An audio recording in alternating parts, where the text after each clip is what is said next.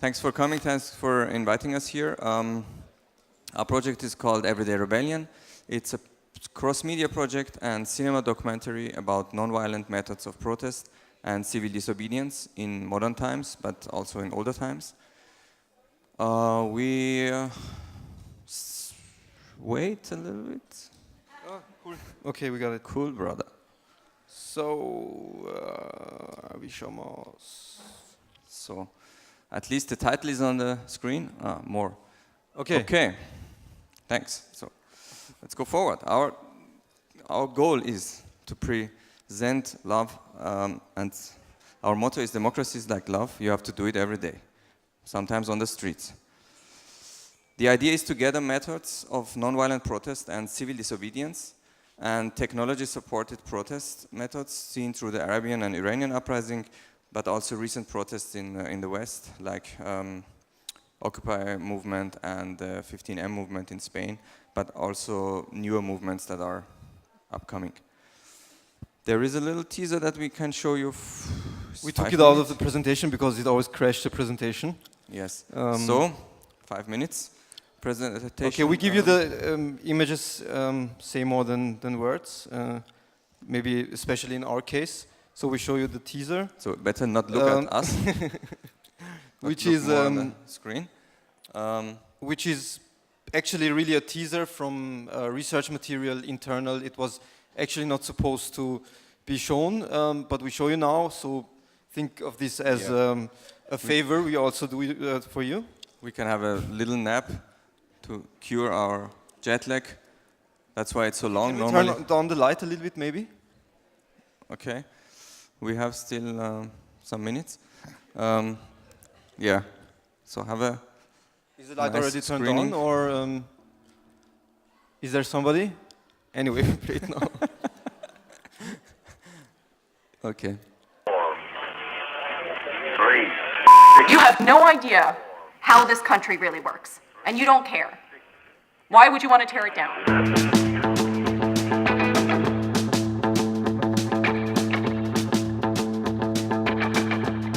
If you look at the last 35 years and different social transitions from dictatorship to democracy, it was non-violent struggle which was the key power.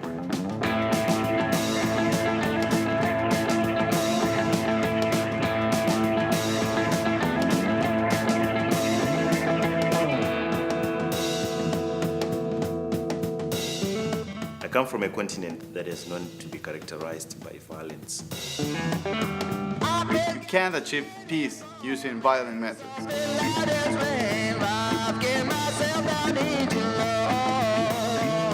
There is no such thing as successful, spontaneous, nonviolent revolution. Just people hitting the streets doesn't mean that there's a coordinated nonviolent campaign going on. People see other campaigns at their end game and say, all we need to do is go occupy a public square and we will win too. In Egypt, there were almost 10 years of activism going on before those 2 weeks in February. The media generally swoops in and just sees it for the moment of climax.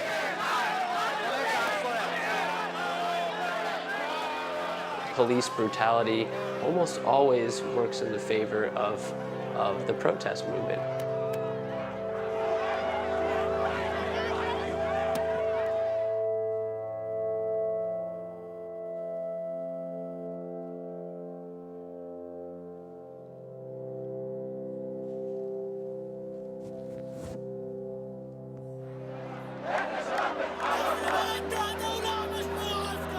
When I first told my father that I'm going to switch my career, he was like against me participating in the protests.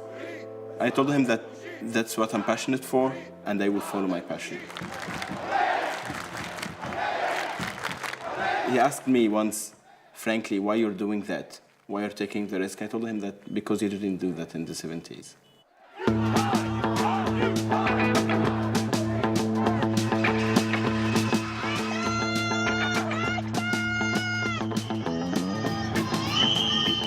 In a modern dictatorship, we protect ourselves making protest but using very creative action. You're suggesting that I put my megaphone down and stop protesting. Now. I am not protesting.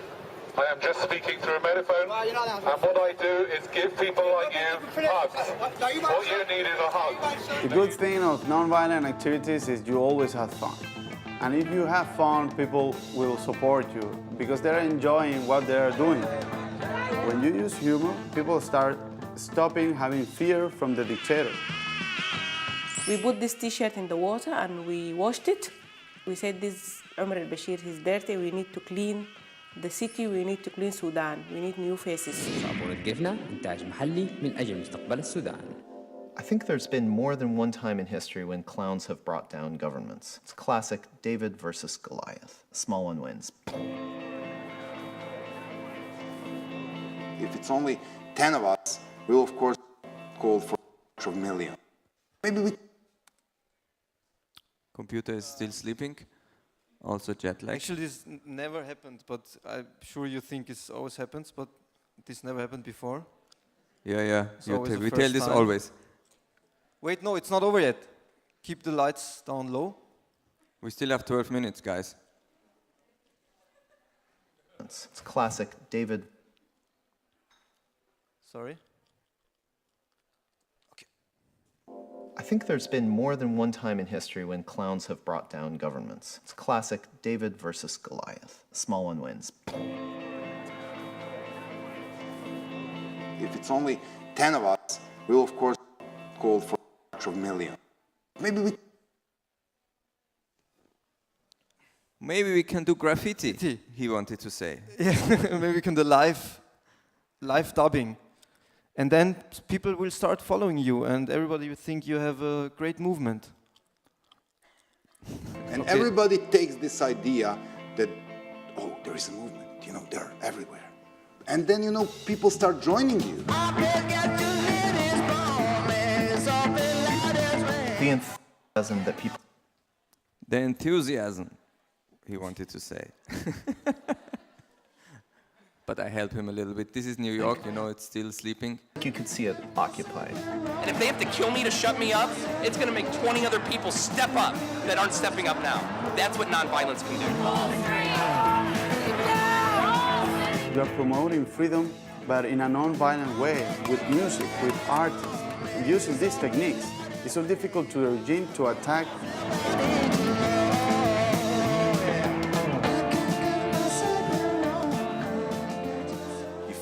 Non-violent, you'll be actually sowing the seed of peace. That's ultimately the only way we can really fundamentally change the world that we're in, is to rethink it. And you can't rethink it if you think in old ways. Show me what democracy looks like! Show me what democracy looks like! We don't want anything except for our country to be better. Why they are always trying to kill us or to put us in jails. It's pointless, because we will keep revolutioning.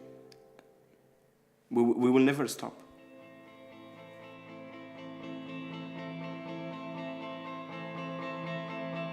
Democracy is like love. You need to do it every day, but in the streets. Okay, now we're at the beginning again. So, our project has 3 parts. First is the idea to have an online platform in the next months to gather different materials and methods of nonviolent protest worldwide so that activists can learn from each other and get inspiration from different countries. The second part is a TV and a cinema documentary which will be finished next year, middle of next year, to tell the different stories of great activists. And then the third part are interactive tools to help activists and educate young people. It's like apps and games and stuff that can help you to get into, to communicate without internet and this kind of stuff. The dramatic structure of the project uses nonviolent guidance and methods as a loose dramatic structure to tell the stories through different characters and activists and also different things that happens. My great brother will take over now and tell you about the online platform. So since we don't want to just make a website promoting the film, which is boring, we want to, this film is a statement and this project is a statement. We want to actually contribute to the movements. We really believe in nonviolence and the power it has and people power. So that's why we built a website that is more than only promoting a film project. It's actually the core and the main part of this project for us somehow, and also new territory for us because we're filmmakers. Is this is the website, which will be a content platform with an emphasis on video, of course, on moving images, because as I said, we're filmmakers, and the goal is to promote and collect as many non-violent methods and material as possible to not only inform people but also inspire them of the power of non-violence.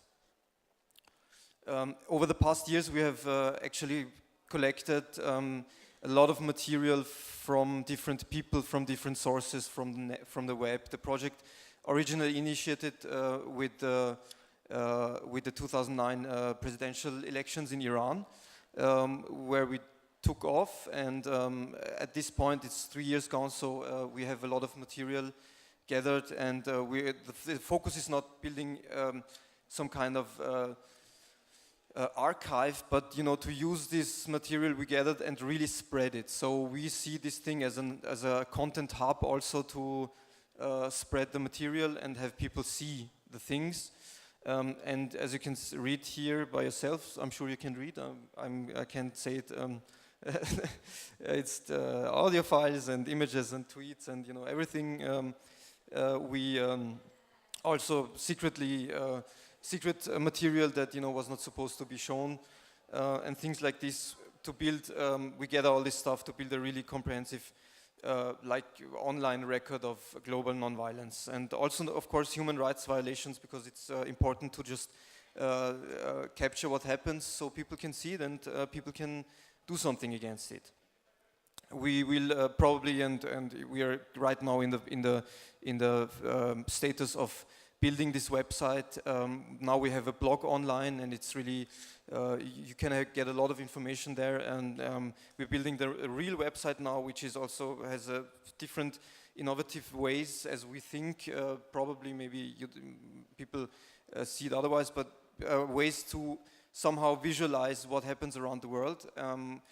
We working on a kind of Twitter feed that makes a visual, landscape of global nonviolence live and transform and move, and sounds great. So at least we think so. Yeah, and of course we get a lot of material from people who are and activists who are in danger. And since we don't want to risk anybody's security, we are working with several organizations and hackers and programmers to provide safe ways to actually for the people to send us the material. So nobody is risking anything, and people can stay anonymous and still contribute and let the world see what happens. So that's why we, for example, work together with how they called Tribler. Johan Powers, yeah, exactly, Tribler. Okay, yes. So let me give you an. Oh yeah, sorry. Yeah. Let me give you a little bit. Let me give you an example of the video content. So as I said, the project is a Faden verloren. Okay, yeah, I take over. It's a platform with content on video. So that's why we have thought what is one of the, probably one of the most immediate, quickest ways we can contribute to the movements is by having activists give us insights to their own experiences. One of the greatest is just talked right before us, Srđan Popović. I want to thank the Florian and the steirischer Herbst for putting this little pressure on us to talk after him, which is a little bit mean, but let's have a short look into this. You go first. Oh yeah, sorry. Hi, my name is Srđan Popović. John Jackson. I'm Eric Stoner. My name is Inna Shevchenko, and usually I'm naked. And I'm Brian Farrell. My name is Andy. I'm from the Yes Men.